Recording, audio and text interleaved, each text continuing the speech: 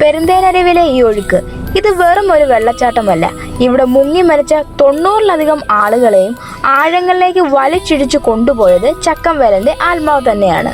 തന്നെ ചതിച്ചു കൊന്നവരോടുള്ള പ്രതികാരദാഹവുമായി വേലന്റെ അദൃശ്യമായ കൈകൾ ഇന്നും ഈ പാറയിടുക്കുകളിൽ ഒളിച്ചിരിപ്പുണ്ട് എന്നാണ് നമ്മളെല്ലാം പറഞ്ഞു വിശ്വസിപ്പിച്ചിരിക്കുന്നത്.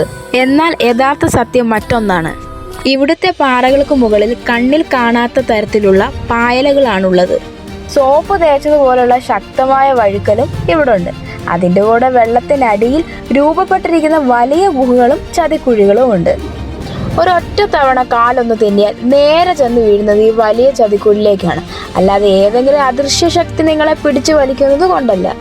അതുകൊണ്ട് വേലന്റെ പ്രേതക്കഥ കേട്ട് പേടിക്കുകയല്ല വേണ്ടത്, മറിച്ച് അരുവിയുടെ സൗന്ദര്യം ആസ്വദിക്കുകയും അതിനോടൊപ്പം തന്നെ വഴുക്കലുള്ള പാറകളിൽ കാൽ ചവിട്ടാതിരിക്കുകയും ശ്രദ്ധിക്കണം. ഓർക്കുക, ജീവനാണ് പ്രധാനം.